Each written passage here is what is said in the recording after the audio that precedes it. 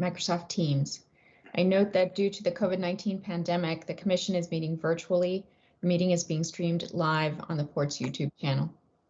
I'll ask folks to please mute their line when they're not speaking so that the speaker doesn't get feedback or echoing sounds.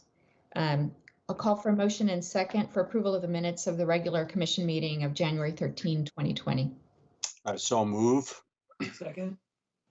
Thank you. Pam, would you lead us through the roll call vote, please? Yes, Commissioners Alexander, Present. Kuprokomis, Aye. Lamb, Aye. Levy, Aye. McDonald, Aye. Nemi, Aye. O'Halloran, Aye. Pierce, Aye. and Saruda. Aye. Thank you. Thank you, Pam. Curtis, would you please provide the Executive Director's report? I would thank you, Madam President. Good morning, Commissioners. I'd like to first acknowledge the Port's monthly safety champions that I think we're going to put up on the screen for you. Again, a lot going on out at the Port, and here we go. Oh, no, those are Commissioners, although you're all safety champions.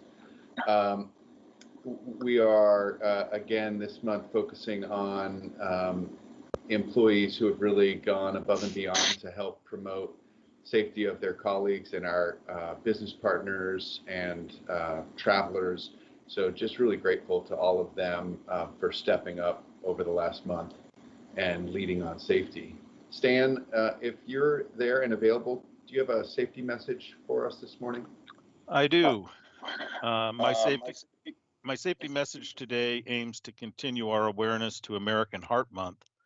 Heart disease is the leading cause of death for both men and women. Every year, 1 in 4 deaths are caused by heart disease, more than cancer.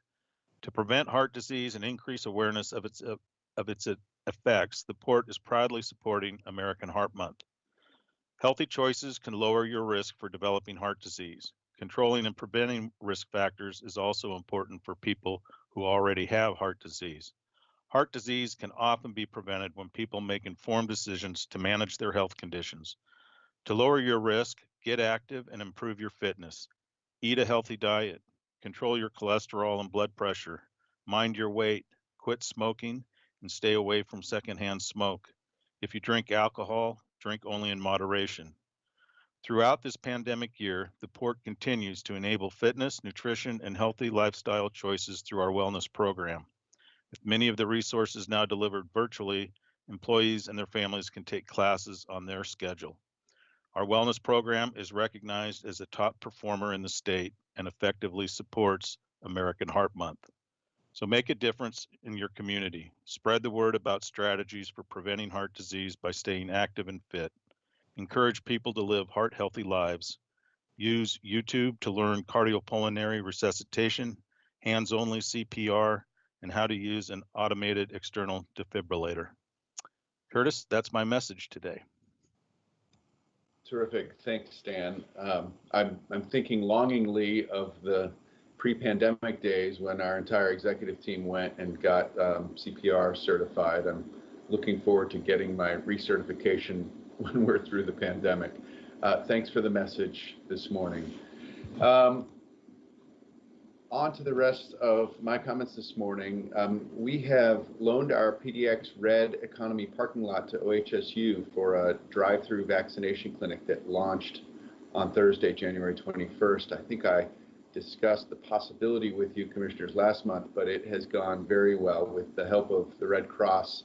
The Port is really helping to participate in vaccinating as many folks from the region as possible. Vaccination is the best health and economic recovery tool for this region, and we're really excited to lend support.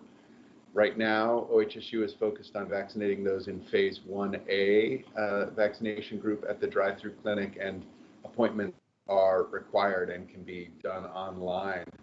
For the last 3 consecutive weekends, we've distributed more than 13,500 vaccinations, and this last weekend alone was over 7,000. It's just gone really well, and we're really proud of the partnership with OHSU and Red Cross, and grateful for folks who are volunteering. I'll just say I'm also really proud of the port staff who assembled and operate this distribution facility really on short notice. It was the first week of January that we started talking about the possibility of helping out, and the port staff who are involved have really leaned in, and I'm really proud of them and grateful for their contribution to the community. Also, thanks to partnership with Carbon Health, PDX now offers on-site COVID testing for travelers on any airline. Appointments are required for the service and can be booked on the Travel Safe website. It's a very helpful addition out there at PDX. In airline news, Allegiant Airlines recently announced service from PDX to 3 new cities, Santa Maria, Monterey, and Idaho Falls. Flights to Santa Maria start on April 15th and flights to Monterey and Idaho Falls on May 28th. And those flights will operate twice weekly. Finally, the Parking Addition and Consolidated Rental Car Facility had its topping out ceremony on January 8th. Construction crews hold this ceremony celebrating the placement of the highest beam on the PDX ground transportation projects and completion of the most complex and dangerous part of the work, steel erection, which took place under really challenging conditions in 2020. The work was completed on time and with safety in mind by an extraordinary engineering and construction team, and I'm just really grateful for all their work. Madam President, those are my comments this morning. Thank you, Curtis. And I just want to reiterate what you said about the vaccination clinic there at the airport. I had the opportunity to go and volunteer there a couple of weekends ago and was, I won't say amazed, because of course I should have expected the professionalism, the quick work, the deep thinking that port staff, engaged in to put this together and solve problems on the spot on an activity, frankly, that none of us has ever done before. So appreciate that work. And I'll call for a motion and second for approval of the executive director's report. I move. So, second. Any discussion? Okay, Pam, would you lead us through the roll call vote, please? Commissioners Alexander, Aye. Kouprokomis, Aye. Lamb, Aye. Levy, Aye. McDonald, Aye. Nemi, Aye. O'Halloran, Aye. Pierce, Aye. and Saruda. Aye. Thank you. We did not receive any public comments for this month's meeting, so I'll call on Stan Waters to introduce our first item, please. Thank you. This general discussion item is our annual review of the Port Transportation Improvement Plan, the port's 20-year look at our transportation needs. Each year, we ask the Commission to hold a public hearing for the Port Transportation Improvement Plan, or PTIP, and later to adopt the plan. This process is necessary to meet the regulatory prerequisites for seeking federal grant funding for port projects identified in the plan. Transportation continues to be both a strategic advantage for this region and a potential vulnerability. We are a relatively small market, and good access to markets within and beyond our region is critical for the region's economy. The PTIP identifies projects on port facilities as well as projects on facilities owned by other agencies that can improve access to key markets. Projects are pursued depending on the priorities of the port and our partners, as well as the timing and fit of different funding opportunities. Louis Lem, Senior Transportation Planner, will provide an overview of the port's transportation improvement plan for your review and comment, and a public hearing on the document will follow the presentation. And Curtis, I believe you had a few comments you wanted to make before Louis did the presentation. Yeah, thanks, Stan. I just wanted to add a bit of policy context here, because the port isn't a transportation agency in the traditional sense of owning and operating roads and highways, but our work is fundamentally tied to the safe and efficient movement of people and goods. And so for this reason, we take really careful interest in both the infrastructure we own and that we don't own but rely on heavily. We're doing this work, as you'll hear a bit from Louis, with partner agencies and with an equity lens. We recognize that transportation policy isn't about just mobility, it's also about climate and safety, resilience, racial equity, and urban development. So today's is procedural in nature, but really feeds our broader strategy and role in the region. So thank you, Stan, for your intro. And Louis, appreciate you bringing it forward. I'll hand over to you now. Thank you very much, Stan and Curtis. Good morning, commissioners. Good morning, everybody. Today, we bring to you the annual review of the Port's Transportation Improvement Plan, what we call the PTIP. This document helps to guide the Port's direction in transportation investment and pursuing federal and state grant funding.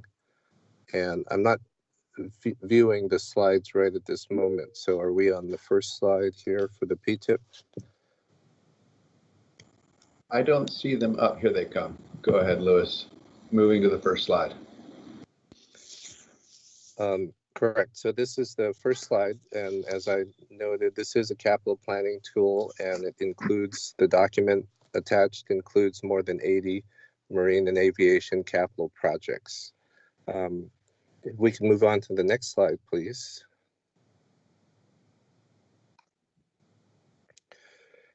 In this planning effort, we are leading with equity. Projects are developed with both public input and public participation. Projects improve workforce access to port facilities and surrounding employment areas.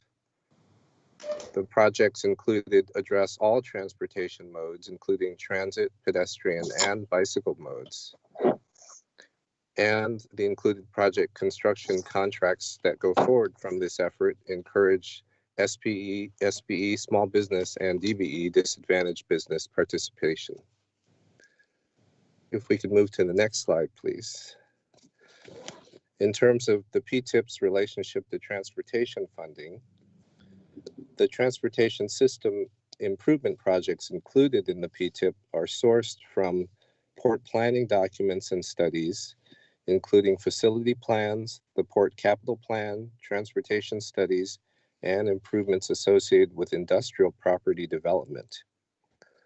Once the PTIP is approved, port staff then uses the PTIP to inform the grant management team and the project portfolio office about grant funding opportunities and priorities. The port seeks funding to pay for PTIP listed projects from federal, state, regional, and local government sources. Next slide, please. Some of the PTIP projects are facilities owned by other agencies, including, for example, the City of Portland and the Oregon Department of Transportation. So it is important for the port's transportation improvements to be coordinated with local, regional, and state agencies.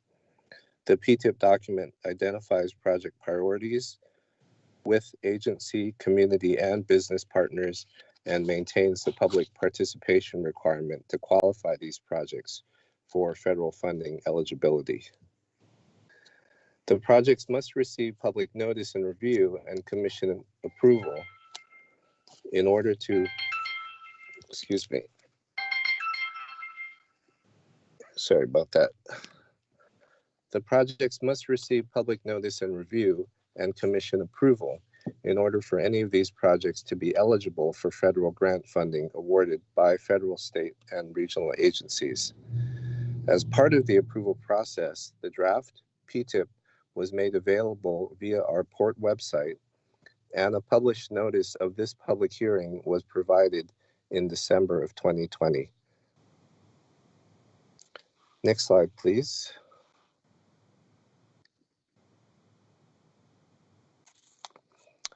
Some of the changes in the current document relative to last year's document include the following. The Hillsborough Airport projects have been added to reflect the master plan for Hillsborough Airport area that was adopted in 2019. The document is also consistent with Portland Metro's most recently approved 2018 RTIP, or the Regional Transportation Plan. In addition, Marine Terminal 2, or T2, and the West Hayden Island projects were removed in 2020 to reflect changes in the port's strategic direction for those areas. Finally, the PTIP document has been updated to reflect information and outcomes from the recent GF Next, General Fund Next planning process.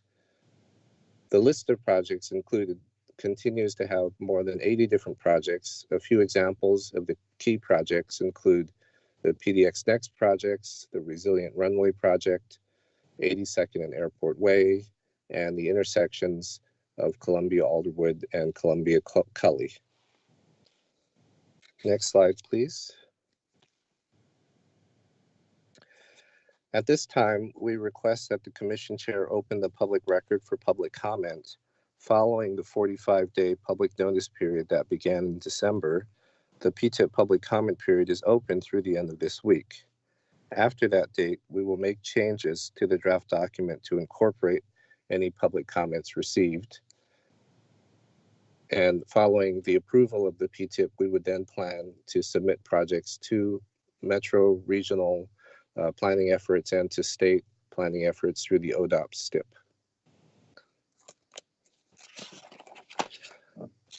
The revised PTIP plan following the public hearing would be brought back to the Commission at the March meeting for your consideration and approval. Thank you very much for receiving this information, and we look forward to hearing any public comment and Commission comments. Thank you very much. Do we have any questions or comments from the Commission about the plan or any particular project or the process? Madam President, just one question for Louis. I wanted to find out if any of the planning or the assumptions within the plan were based on the passage of the Metro T2020 bond, which the measure which wasn't approved. But I know that the port was actively involved in the task force for some of the geography around the port, particularly 80th and Airport Way. How had the failure of that measure either impacted or caused the plan to be revised? Thank you, Commissioner Alexander, for the question.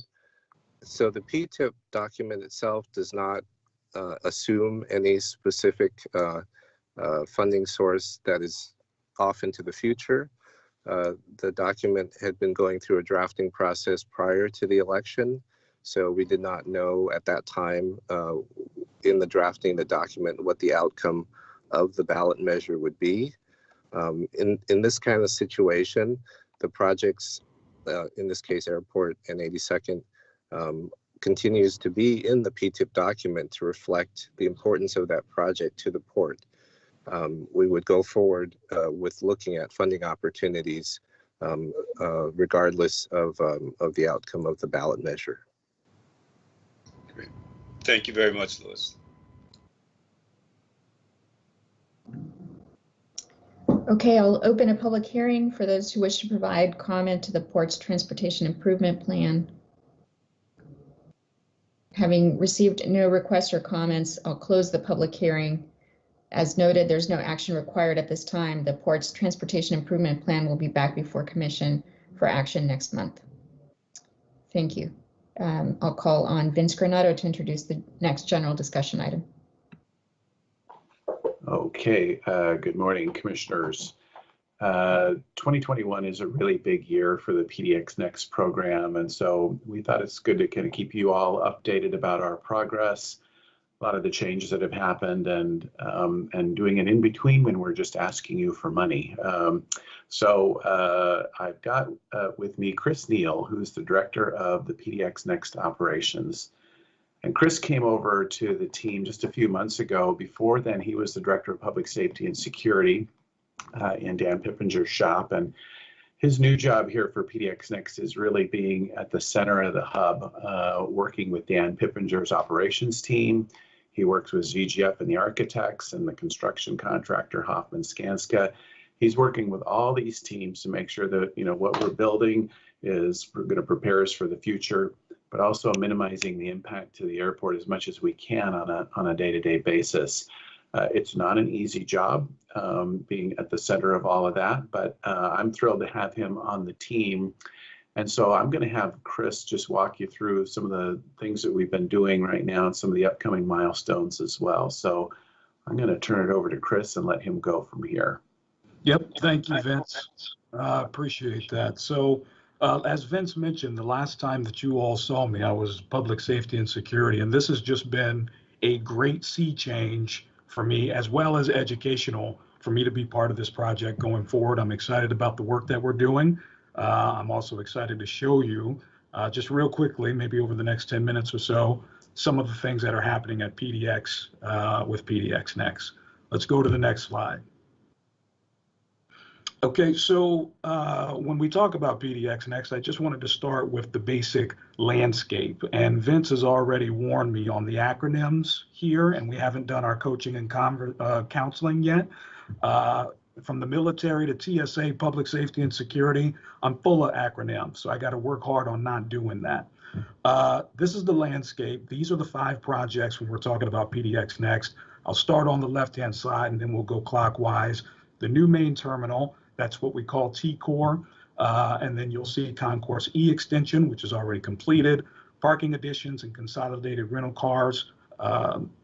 Curtis talked about that a little bit earlier with the beam and the topping out. Then you'll see the QTA, the quick turnaround facility, and then finally Concourse B, which will also be completed in the fall, and we'll be talking about that. Next slide. All right, so the main purpose of the project, and I do think it's good for us to kind of remember to continue to go back to what the purpose is and why we're doing this. And a few of them that I'll call out, capacity, resiliency, aging infrastructure, and then throughout the process, like Vince talked about, all the different projects is keeping customer experience in mind and keeping the customer experience in the forefront of our mind as we go forward. Next slide. Now, this is exactly, and I mean exactly, what Concourse B is going to look like all day, every day, no matter when you come to the airport. Clearly, you know that's not true, but it's a beautiful rendering of what Concourse B, the home of Alaska, is going to look like here in the fall. Next slide. But this is what it looks like today. And we are on track, on schedule. Vince might have mentioned that earlier. You can see the 2 different levels there. Concourse A, we said goodbye to that a while ago. And so this is what the ongoing work is looking like today. And like I said, we're on track on schedule. Next slide.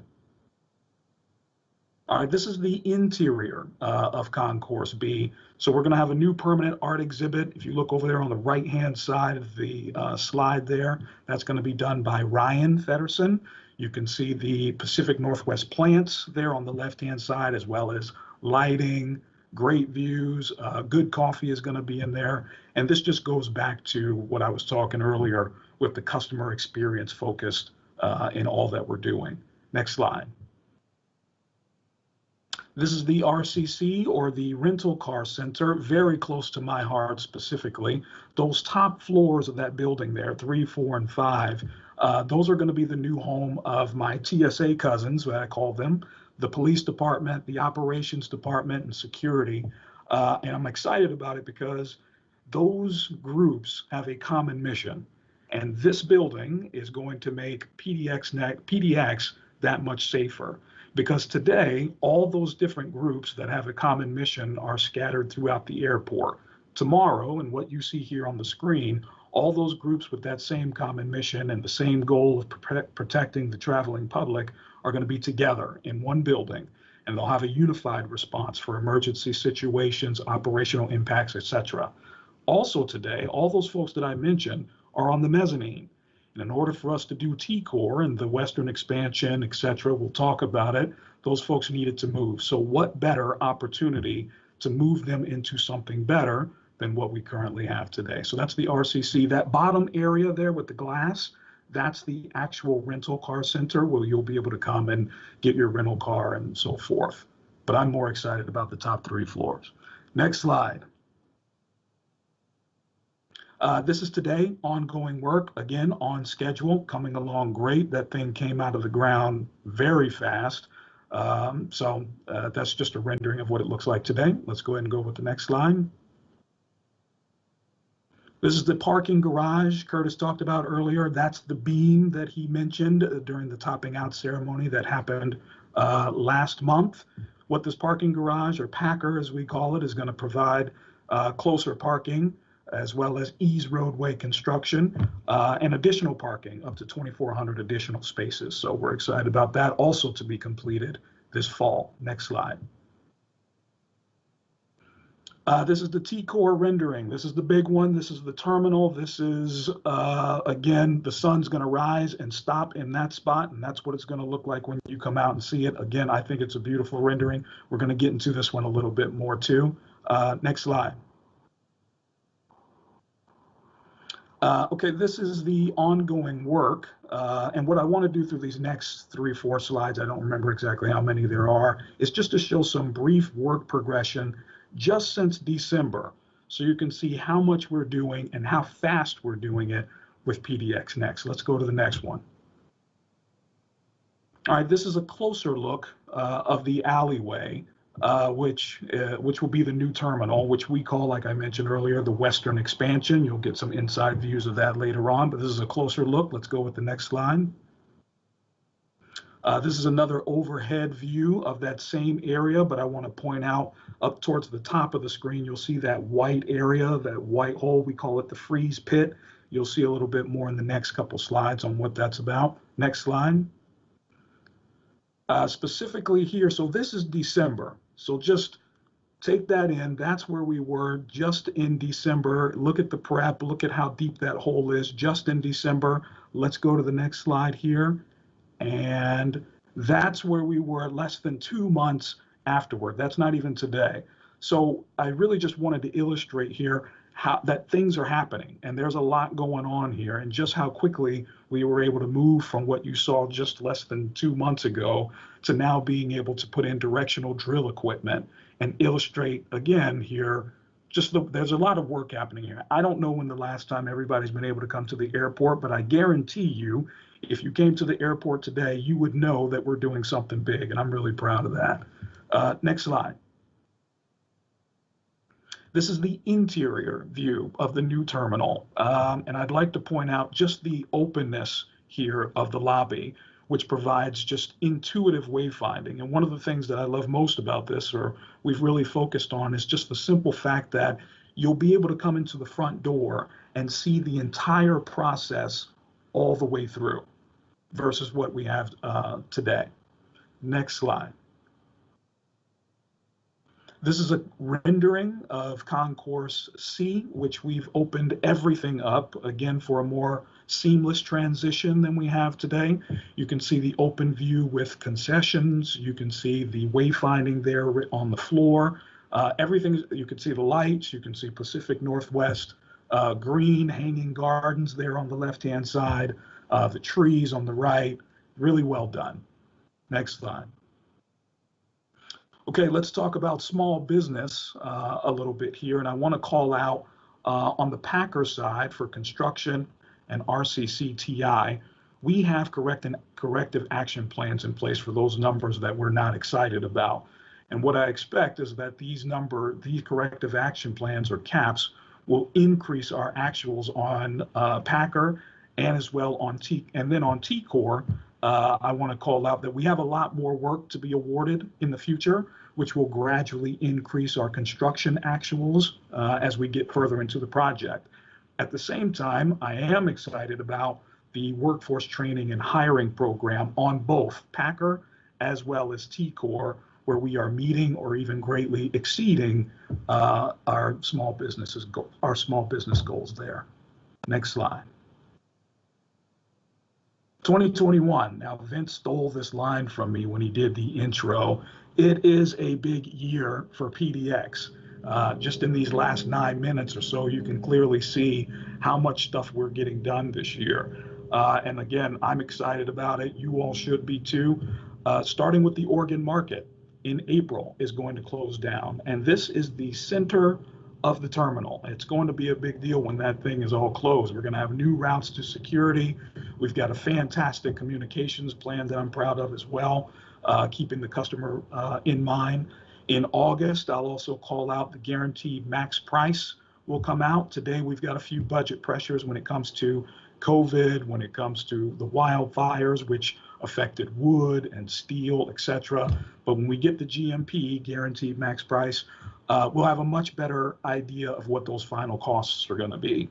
And then the two things that I'm also really proud of this year is going to be at the end of October, November, we'll be cutting the ribbon on the RCC, the Rental Car Center, as well as Concourse B, 2 of the 5 of those big projects that create the entire landscape of PDX Next. Next slide. Finally, here's a couple upcoming items that you can expect from us coming forward. So in March, you can see the 2 items there that we'll come to you and talk about. And then finally in August, where we will have Design Package F, which is the interiors of the terminal that we just showed, as well as the guaranteed max price, or the GMP, that I talked about on cost. Next slide.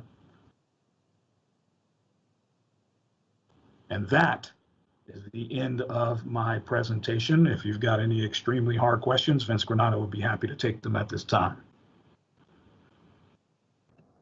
Thank you, Mr. Neal. Any questions? This is Meg. Sorry, it's hard to, to see everything. Well, first, Chris, congratulations on your new role. It's great to see you taking the skills that you have and bring them into that new role. And just taking a chance to look at these renderings and looking at the August timeline. I'm curious if we're going to use the opportunity of this rebuild to include more multilingual signage and information in the port. Yes, ma'am. Fantastic questions. And Vince may be able to add some more to this as well. I mentioned earlier the comms plan for the Oregon market. Our group, led by Katie Meeker, fantastic.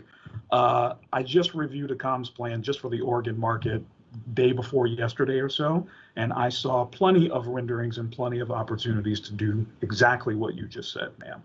And that's just with the Oregon market. So you can imagine, when we get, when we do more and more projects, if we put that much focus on the Oregon market, we'll do this as much, if not more, on some of these bigger projects as they open. So that's great to hear. Thank you. Yes, ma'am. And maybe have, Dan, you might want to jump in on this. We just completed a signage master plan as well for the Concourse E development that we're applying those standards. But Dan, you might have a little bit more on that as well. Yeah, thank you. Appreciate the opportunity to address it. So we did do a signage master plan, and then we also did an accessibility plan and an outreach to a number of different groups. So in general, we're moving more to iconography, if I can say it correctly, more pictogram type approaches that are more universal and known throughout the airports in all parts of the world. And we will definitely have more specific signage as well for the main languages we see. So we are trying to cater to a much broader audience, both in ability, language, and culture throughout the Terminal Core project. So that's a big element of the program. Yeah, and we've worked with an accessibility group as well that's helped us in all sort of areas of it, whether it's floor coverings and how much that matters, differences between hard surfaces and soft surfaces. So we've been engaging them, especially when we get to things that we're sort of on a toss-up. When we look at an operation, we really want to hear what the accessibility group feels about it. Thank you. I'm going to call on Commissioner McDonald and then Commissioner Saruda. Have their hands raised. Thank you. I have a couple of comments. I would say from my passenger experience, the construction is going very well. I'm not in the airport as much as I used to be, but I am occasionally there. So I know that was one of our biggest concerns in the beginning. I wanted to compliment your team, Chris, on doing a really good job with the signage and the notification of what is coming next. I agree with you, there's great visible progress, and I know we've talked about this in the past, but if Concourse B meets the same experience and art experience as E, I think we'll have another winner. So excited based on your presentation. A couple of comments. I would encourage you to keep really watchful in terms of your entry and the exit, in particular, the exit routing as the parking structure routing changes as you exit from the parking structure. I know we've made some adjustments, but that does seem to be, from an experience, a little bit on the edge in terms of safety. So I encourage you to keep watching that, especially on the exit routes. And then encourage you to keep the focus, and I know you will. I'm confident with this commission's continuous focus that we'll close those gaps for the small business participation. I think those are very important, and I want to say I feel an obligation as the Port Commission that our projects run even better than what we are asking others to run in terms of those goals. Yes, ma'am. Thank you for those comments. And as you mentioned, that's why I wanted to make sure to bring them up and call them out in this presentation, because I'm not excited about it, neither is Vince. But like I mentioned, we do have corrective action plans where I expect those numbers to be increased. And just like the workforce training part, there at the bottom of the screen where we're meeting in a lot of ways, over exceeding, I expect the same thing for those other goals as well. So thank you for that, ma'am. Commissioner Saruda. Yes, thank you very much, President. Chris, I have a comment which does not require your response, and a question that might require that we go back to the particular slide that I'm going to have a question on. First, my comment. Thank you very much. Very lively presentation, and I also enjoy the touch of humor in various slide situations, and I think that was very, very refreshing. My question, if you could go back to a slide where you talked about small business participation. Yes, sir. And training and development is second. Yeah, the bottom half numbers are better in actual than goals. What do those numbers actually represent? Yeah. So a couple of examples: the apprenticeship program there at the very top, maybe the bottom two, the minority and women, is somewhat self-explanatory, but it's the apprenticeship part. So I'll even give you another example. 23% of the personnel that are working on site right now, specifically on Concourse B, are there in an apprenticeship program, meaning there's a ton of examples. So we could be helping read an RFP. We could be helping with small projects that have been contracted out to a larger company, and we'll bring on a smaller company as an apprentice to learn how to do the work, or to even take on some of the work. So that way, the next time we put out a bid, those folks will not only have the experience, but then they've worked with us and a larger prime to be able to bid the work for themselves going forward. So that's just a couple of examples on how the apprenticeship program is working, but that's what those numbers represent, sir. Thank you. Yes, sir. Commissioner Alexander. Yes, let me also add my my congratulations, Chris, on this new role. It's encouraging to see people take gifts to other parts of an organization where they've demonstrated their ability to make contribution. You know, Vince may recall maybe 3 or 4 years ago, we traveled to an international airport conference. I think we were there 3 days. We might have spent 2 hours at the conference. The rest was just goofing around town. But one of the things that was very impressive was some of the new technology that was being introduced in airports around the world. And in some instances, it was in response to the ability to have sort of global capacity around language. And I'm really trying to piggyback on Commissioner Niemi's comment. One of the examples of some of the newer technology was airports in China where an individual could get out of a car and find their way all the way to their plane without speaking a word. There was the ability to use technology, to have sort of global identification pathways, but it was really that belief that that experience should be a common one, irrespective of language.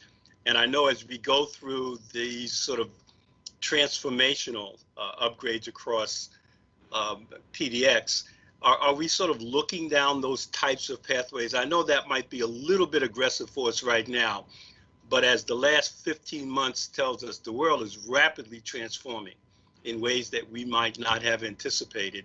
And I'm curious as to whether that type of technology enhancement or upgrades are sort of part of our prospective thinking going forward.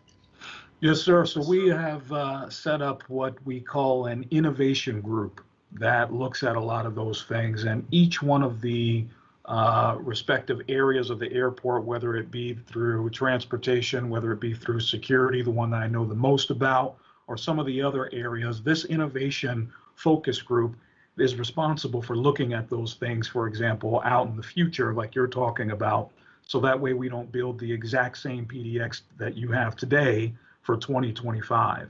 So some of those examples might include things like, you mentioned the parking, or being able to go all the way through the airport and not speak a word. So we looked at things like that. The ones that I know specifically are the security ones, whether it be wait time technology, where you get in line, or before you even get to the airport, you'll know what the wait times in the airport are going to be, etc. I know, yeah, so those are a few of the examples I can think of. But the question, yes, and we have an innovation group, focus group, that is responsible for looking at those things in the future. And Michael, I guess I'd also say, in some ways, we're trying not to use too much technology, and we're trying to, through the design and through the signage, to have it be as an intuitive process as possible. So like Chris mentioned earlier, when you walk in the front door, you'll be able to see all the way through the building to where the airplanes are. So you sort of know, hey, I'm going this way. We're using the floor coverings. So for example, we've decided that if you're standing, so around the ticket counters, it's going to be carpet. If you're moving, it's going to be a hard surface. So you'll follow the hard surfaces out through to each part of the journey.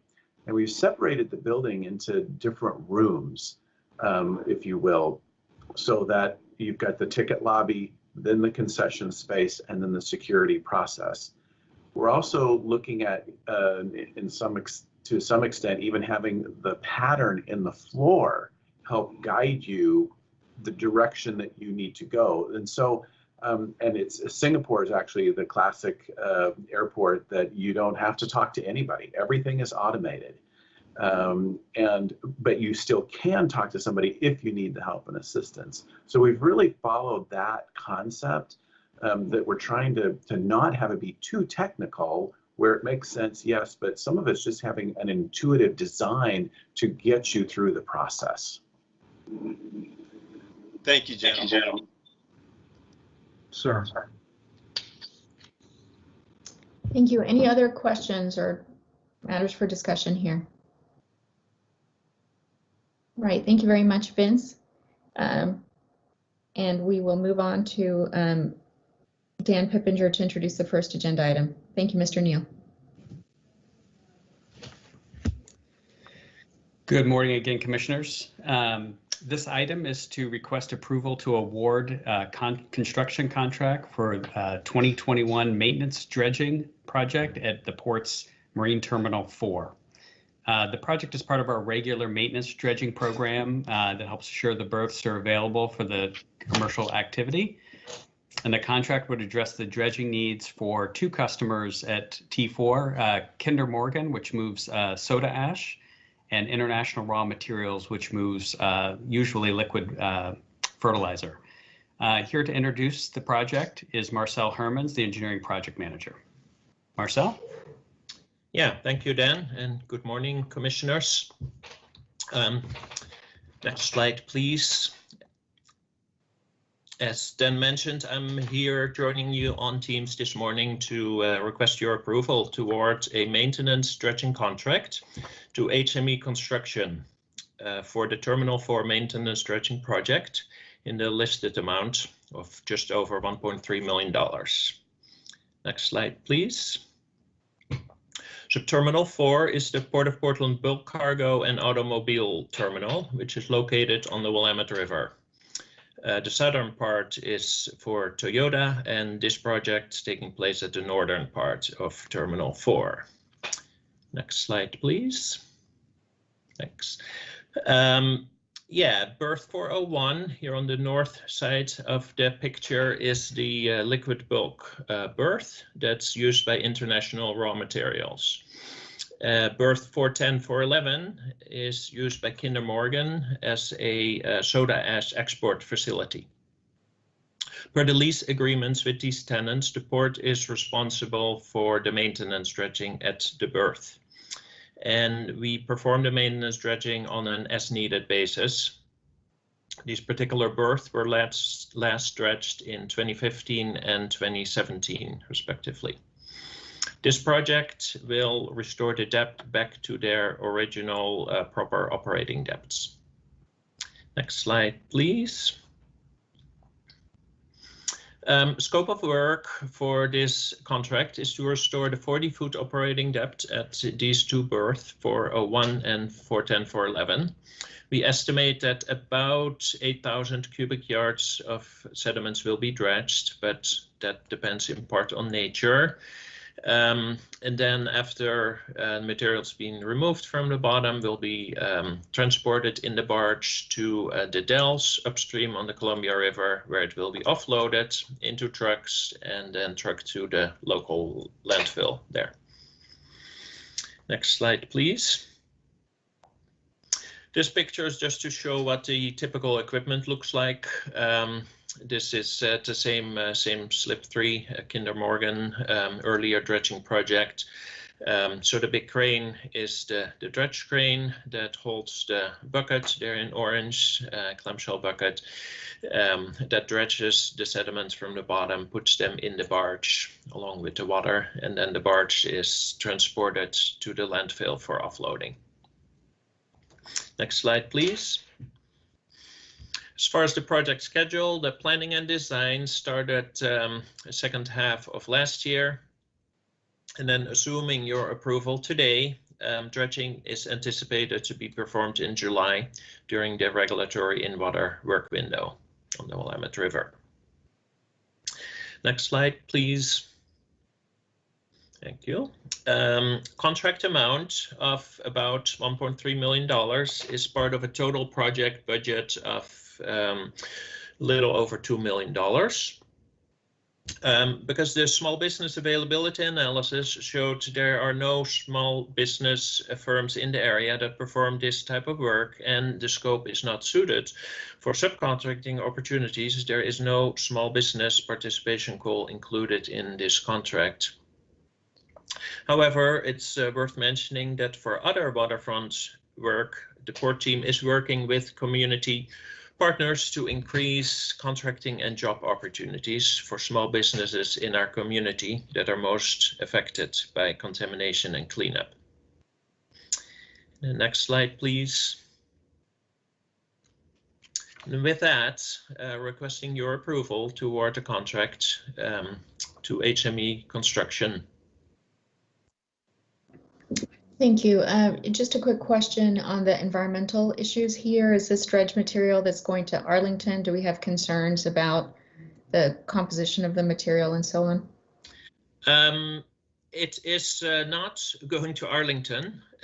It's going to Finley Butte landfill near the Dells. Arlington is often used as a term for a hazardous waste landfill. This is a regular dredge material going to a regular commercial landfill.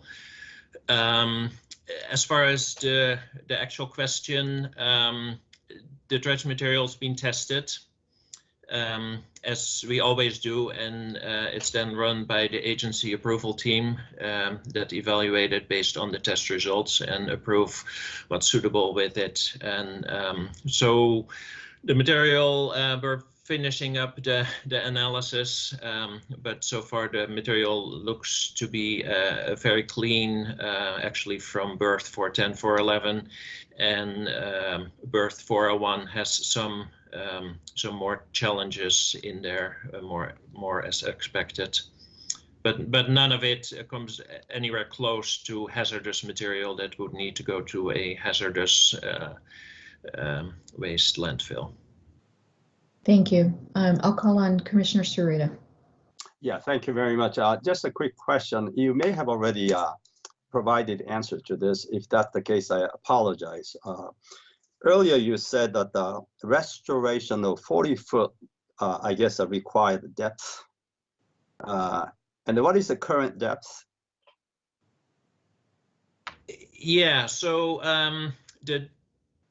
the target is to restore operating depth for 40-foot draft at low water. So the current depths are, it varies obviously a lot in the berthing area dredging prism, but it's pushing up to 38. In some spots, it's in the 39 range right now at 410, 411. 401, there is areas that are even shallower than that, but they're on the outer areas of the dredging prism. So even though they have been that shallow for years, like 37, they're really on the corners of the dredge prism. So they don't currently form a real obstruction. When we do dredge, we don't bring it back to just 40. We go a few feet deeper so that there's then what we call infill capacity, so that as slowly sedimentation builds up, we have several years until next dredging is needed again. So that tells me I guess the sedimentation effect is pretty significant, almost up to 3/4 or a foot a year. That's what it is, right? Yeah, that's good math. Yeah, in you said the last dredge was 2017, right? Yeah, 2017 was 410, 411, and that one is indeed the Kinder Morgan berth is indeed on a pretty consistent 4-year or so frequency. And that comes to about between 1/2 a foot and 3/4 of a foot in general on average. 401 is a completely different story that has only been dredged twice since 1980. And the only reason it's being dredged again now or scheduled to be dredged again now is because we did not dredge the whole area last time because of some logistical and operational optimization. Yeah, thank you. Very educational. Appreciate it. Thank you. Commissioner Alexander. Yes, thanks very much. Marcel, I did review the presentation, and I noticed that there had been no small business set aside. And I think I made the assumption that it might have been because of the nature of the materials. But as these are not hazardous material, it's dredge. I'm thinking particularly around just the trucking activity of moving it to a landfill.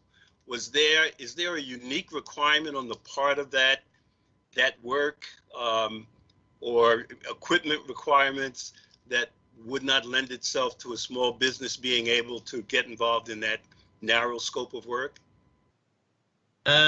No, as far as I know, there is no specific requirement to the trucking that makes that super specialized or unique. It is indeed not hazardous material.